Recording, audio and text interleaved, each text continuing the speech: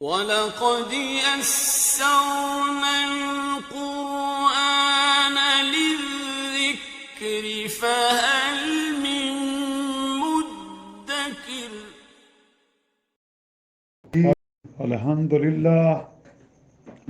الحمدللہ وکفیٰ وسلام علی عبادہ الذین اصطفیٰ، اما بعد فاعوذ باللہ من الشیطان الرجیم، بسم اللہ الرحمن الرحیم۔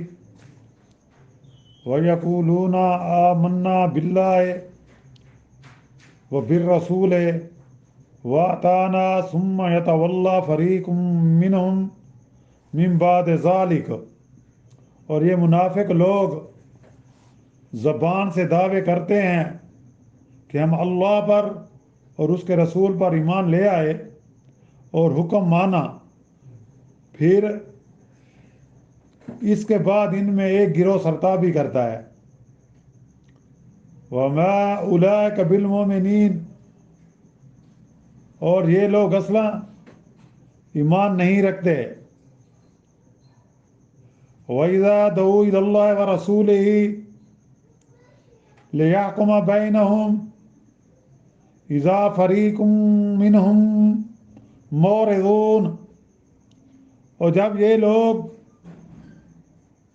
اللہ اور اس کے رسول کی طرف بلائے جاتے ہیں کہ رسول ان کے درمیان فیصلہ کر دیں، تو ان میں سے ایک گروہ پہلوتئی کرتا ہے۔ وَإِن يَكُن لَّهُمُ الْحَقُّ يَأْتُوا إِلَيْهِ مُذْعِنِينَ، اور اگر ان کا حق کسی کی طرف ہو تو سر تسلیم خم کیے ہوئے آپ کے پاس چلے جاتے ہیں۔ أَفِي قُلُوبِهِم مَّرَضٌ أَمِ ارْتَابُوا أَمْ يَخَافُونَ أَن يَحِيفَ اللَّهُ عَلَيْهِمْ وَرَسُولُهُ بَلْ أُولَٰئِكَ هُمُ الظَّالِمُونَ۔ آیا ان کے دلوں میں کفر جازم کا مرض ہے، یا یہ نبوت کی طرف سے شک میں پڑے ہوئے ہیں، یا ان کو اندیشہ ہے کہ اللہ اور اس کا رسول ان پر ظلم نہ کرنے لگیں؟ سو ان میں سے کوئی سبب نہیں، بلکہ اصلی سبب یہ ہے کہ یہ لوگ ظالموں میں سے ہیں۔ سبحان ربک رب العزت عما یصفون وسلام علی المرسلین والحمد للہ رب العالمین۔ اللہم صلی علی سیدنا محمد وعلی آلہ وصحبہ وسلم۔ پارہ 18واں، یہ سورۃ النور کی آیات مبارکہ 47، 48، 49 اور 50، یعنی 4 آیاتوں کی تلاوت بھی کی گئی ہے اور ان کا ساتھ ترجمہ کیا گیا ہے۔ جیسا کہ گزشتہ آیات میں ذکر ہوا تھا کہ اللہ تعالیٰ نے تو حق سمجھانے والے دلائل عام ہدایت کے لیے نازل فرمائے ہیں، مگر ان سے فائدہ انہی لوگوں کو پہنچتا ہے جن کو فائدہ پہنچانا ہادی برحق کو منظور ہو۔ اب آگے ان آیات میں اس گمراہ طبقہ میں سے ایک خاص گروہ کا ذکر ہے جن کو شمع ہدایت کے ہوتے ہوئے رائے حق نہ ملی۔ یہ طبقہ منافقوں کا تھا جو منہ سے تو اسلام کا دعویٰ کرتے تھے لیکن ان کے دلوں میں خبث تھا، دل سے اسلام کے منکر تھے، رسول اللہ صلی اللہ علیہ وسلم کے مخالف تھے، مسلمانوں کے سامنے آتے تو اسلام دوستی کی باتیں کرتے، جب تخلیہ میں اپنے ہم نواؤں سے ملتے تو وہی کور باطنی ظہور میں آتی۔ اس طبقہ میں سے بعض کے متعلق ان آیات کا نزول ہوا جو آیات ابھی تلاوت کی گئی ہیں۔ مفسرین نے ان آیات کے نزول کے متعلق بعض خاص واقعات بھی بیان کیے ہیں، جیسا کہ ایک بشر یا بشیر ایک منافق تھا، پہلے بھی ہم اس کا ذکر ہو چکا ہے ہمارے دروس میں کہ کوئی زمین کے متعلق اس کا کسی یہودی سے جھگڑا ہو گیا، یہودی نے کہا کہ تم اپنے پیغمبر صلی اللہ علیہ وسلم کے پاس چلو، ان کے فیصلے کو میں تسلیم کر لوں گا۔ منافق بولا وہاں نہیں، بلکہ کعب بن اشرف یہودی کے پاس چلو، اس سے فیصلہ کرائیں گے۔ حضور اقدس صلی اللہ علیہ وسلم کا عدل و انصاف اور صدق و امانت تو مخالفین کے نزدیک بھی مسلم تھی، اور یہودی کو یقین تھا کہ اگر مقدمہ رسول اللہ صلی اللہ علیہ وسلم کے پاس جائے گا اور میرا حق ثابت ہو جائے گا تو آپ اسی کے موافق فیصلہ کریں گے۔ مگر منافق باوجود دعوی ایمان اور اطاعت رسول صلی اللہ علیہ وسلم کی دعوے کے آپ کی خدمت میں حاضری دینے سے انکار کرتا تھا، اپنے جھگڑے کے واسطے یہ سمجھ کر کہ وہاں تو فیصلہ تمام تر حق و انصاف کے مطابق ہوگا، کوئی خیانت اور چالاکی وہاں نہیں چلے گی، اس لیے وہ ٹال مٹول کرنے لگا اور حقیقت کھل جائے گی کہ کون حقدار ہے اور کون حقدار نہیں ہے۔ تو بہرحال یہ منافق خود مظلوم ہوتے تو پھر بے تکلف اپنا مقدمہ حضور صلی اللہ علیہ وسلم کے پاس لے جاتے، کیونکہ ان کو دل میں اطمینان ہوتا، اور اگر یہ مظلوم نہ ہوتے تو پھر آپ صلی اللہ علیہ وسلم کے پاس جانے سے جی چراتے تھے۔ تو الغرض ان آیات میں منافقین کے متعلق ذکر ہے اور بتلایا گیا کہ یہ منافق لوگ دعوی ایمان بھی کرتے ہیں اور بظاہراً یہ کہتے ہیں کہ ہم رسول صلی اللہ علیہ وسلم کی اطاعت کرتے ہیں،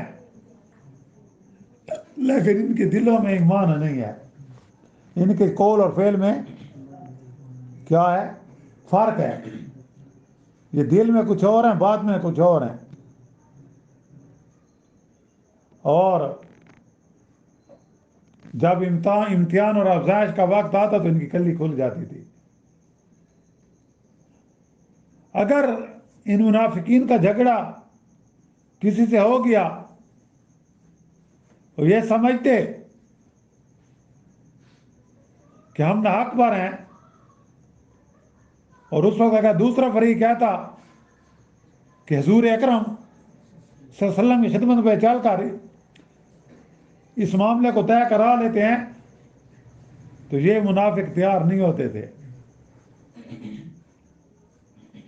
کیوں؟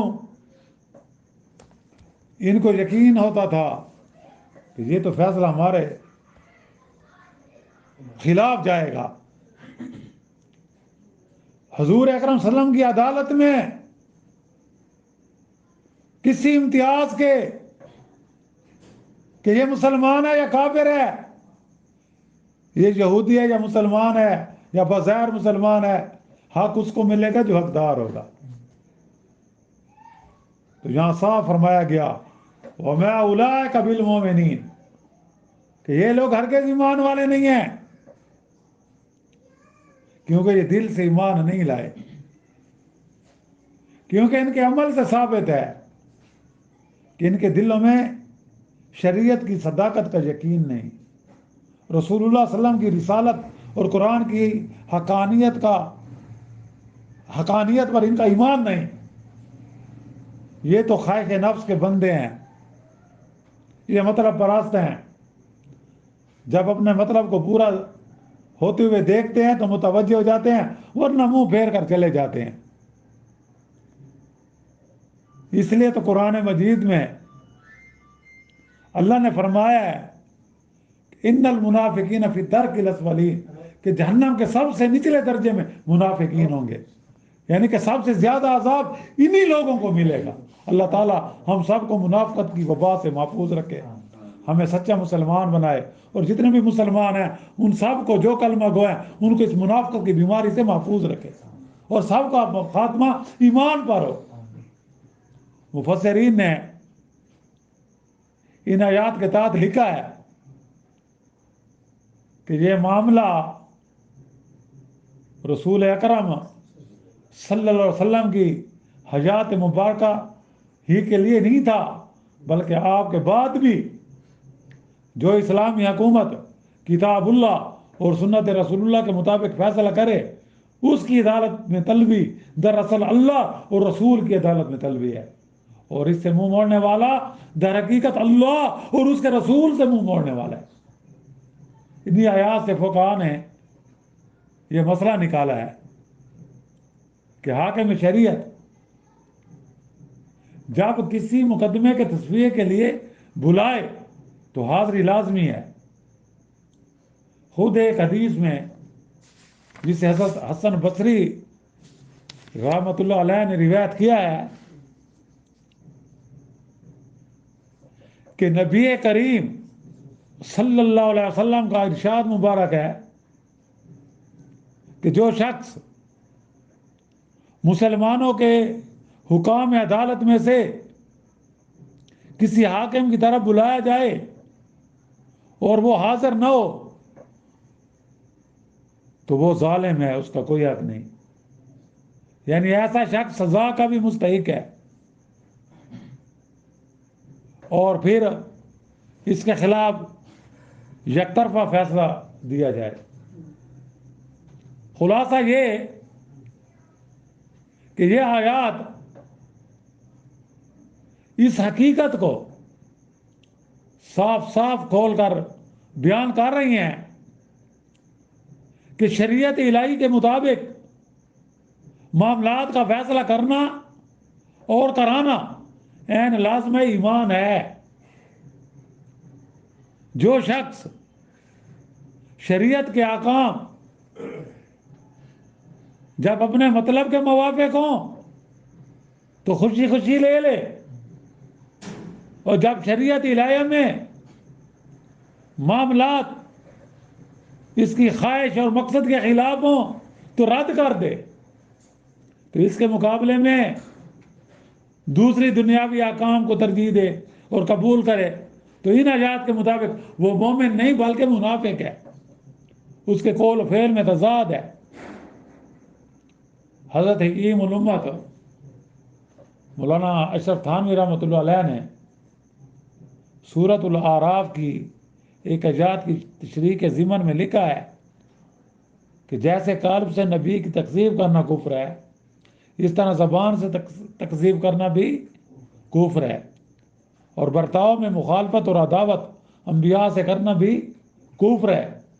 تو معلوم ہوا جو لوگ شرعی احکام اور اصولوں کی توہین کرتے ہیں اور اس کو ناقابل اکتفا سمجھ کر ہنسی مذاق اڑاتے ہیں وہ ایمان سے خارج ہیں، جیسا کہ آج آپ دیکھ رہے ہیں عورت مارچ میں اللہ لیلان نبی کریم صلی اللہ علیہ وسلم کی تعلیمات کا مذاق اڑایا گیا، ایسے نعرے لگائے گئے کفریہ نعرے کہ اللہ سن لے ہم آزادی چاہتے ہیں، رسول سن لے ہم آزادی چاہتے ہیں، اس طرح اولیاء سن لیں ہم آزادی چاہتے ہیں۔ یہ کیسی آزادی چاہتی ہیں؟ اسلام نے تو جو حقوق ہیں وہ واضح دے دیے ہیں، مزید یہ کیا چاہتی ہیں؟ گویا ان کو اسلام سے دشمنی ہے۔ ان کو اللہ اور اس کے رسول کے ساتھ دشمنی ہے، یہ کوئی ایجنڈا اور ہے، تو ایسے لوگ بھی ایمان سے خارج ہو جاتے ہیں اگر انہوں نے سچی توبہ نہ کی۔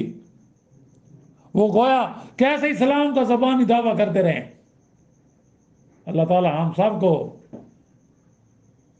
ان منافقانہ رویوں سے محفوظ رکھے، اور ان آیات میں تو بیان منافقین کے متعلق ہوا جو بظاہر مسلمان بننے ہوتے ہیں مگر در پردہ اسلام اور مسلمانوں کے مخالف ہیں، اور جو حقیقی مسلمان ہیں ان کا رویہ اللہ اور اس کے رسول کی باتوں کے ساتھ کیا ہوتا ہے، انشاءاللہ ہم اگلے درس میں بیان کریں گے۔